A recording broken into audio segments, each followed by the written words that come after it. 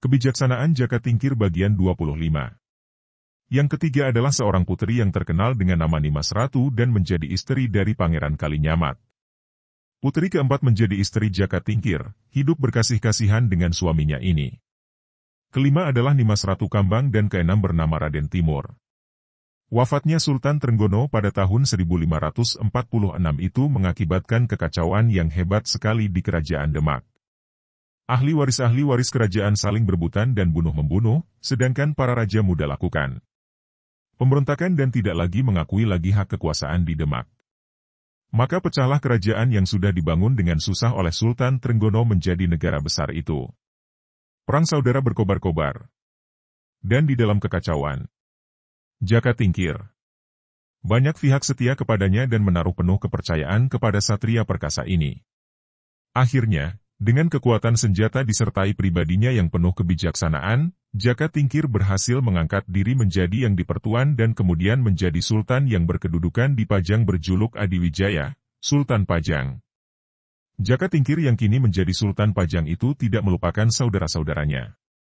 Mas Manca diangkat menjadi patihnya, bernama Patih Mancanegara. Ki Wuragil diangkat menjadi bupati dalam sedangkan Ki Wila diangkat menjadi bupati pula dengan pangkat Tumenggung Wilamarta. Adapun Sianti kelak menjadi selir yang paling dikasihi oleh Patih Mancanegara. Tak dilupakan pula Ki Ageng Butuh dan Kiai Buyut Banyu Biru, semua diboyong ke Pajang dan menjadi orang-orang yang dihormati dan menjadi sumber nasihat bagi pemerintahan di Pajang. Demikianlah, cerita ini ditutup dengan catatan pengarang bahwa tidak ada kemuliaan tanpa didahului oleh pengorbanan-pengorbanan atau usaha yang keras tanpa mengenal jerih payah dan kesengsaraan lebih dahulu. Sesuai dengan ujar-ujar kuno yang berbunyi, J.R. Basuki Mawabia. Siapa yang mengikuti jalan kebenaran dan kebajikan akhirnya pasti tercapai kemenangan dan tercapai semua cita-cita, sebaliknya mereka yang menyeleweng daripada kebenaran, tentu akan hancur lebur sesuai dengan sifat Tuhan yang Maha Adil. Pangeran Prawoto bersama istrinya masih belum tidur, terdengar suara mereka bercakap-cakap perlahan dan gema suara mereka terdengar di luar menerobos celah-celah jendela. Tidak seperti biasanya, malam itu biarpun hawanya amat dingin sehingga sepatutnya membuat orang enak tidur, lalu ia bangun duduk di atas pembaringannya. Istrinya yang belum tidur, bangun pula duduk di samping suaminya, dengan penuh kasih sayang memegang tangan suaminya lalu berkata, "Kakang Mas Pangeran, sudah beberapa hari ini kau selalu gelisah di dalam tidurmu. Kuperhatikan benar-benar dan aku tahu tentu dalam keadaan kerajaan di Demak semenjak Rama Prabu Seda wafat, yang menyebabkan Kang Mas gelisah dan pusing." Pangeran Prawoto merangkul pundak istrinya dan membelai-belai rambut yang hitam panjang berombak itu. "Nimas Ratu, memang tepat ucapanmu itu. Siapakah orangnya yang takkan menjadi gelisah dan pusing melihat keadaan yang keruh di kerajaan mendiang Rama Prabu? Banyak putra-putri keturunan Rama Prabu yang mempunyai keinginan menggantikan kedudukan Rama almarhum. Diam-diam terdapat dendam dan dengki yang ditimbulkan oleh nafsu duniawi memperebutkan kemuliaan, mereka tidak sadar bahwa menduduki singgasana bukanlah hak kecil yang amat mudah. Di samping kemuliaan yang didapatkan, pada pundaknya diserahi beban tugas suci mulia yang amat berat. Memimpin rakyat memajukan negara bukan sembarangan orang dapat melakukan dengan baik. Memang kalau dipertimbangkan, putra Rama Prabu yang sulung adalah seorang putri dan sudah menjadi istri Kang Mas Kiai Langgar di Sampang.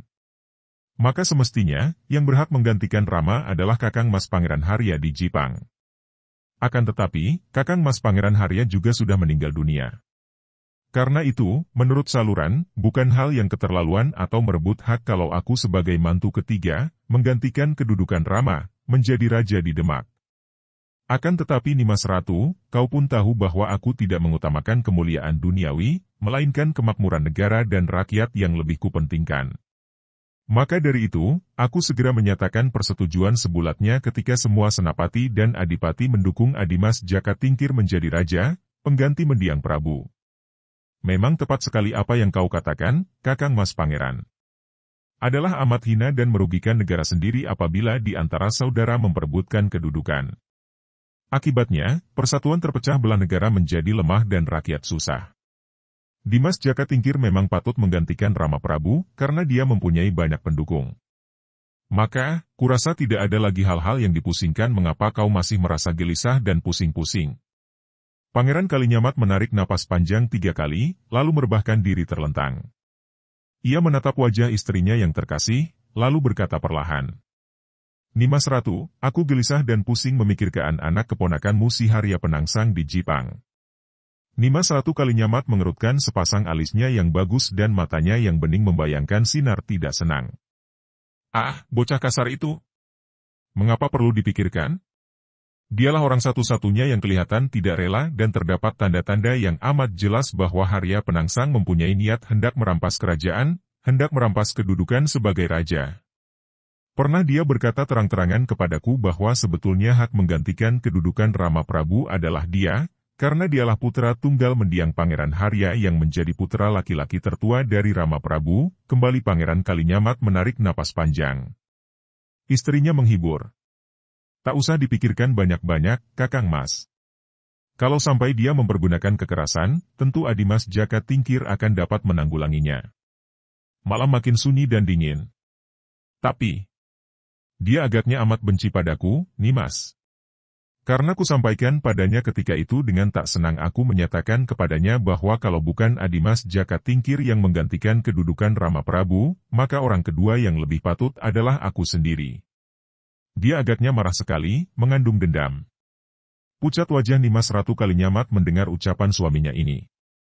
Lebih-lebih ketika pada saat itu terdengar suara burung hantu diseling burung culik dan burung beruk. Ruup, ruup, ruup. Ruukup, ruup, ruup. Culik, culik, culik.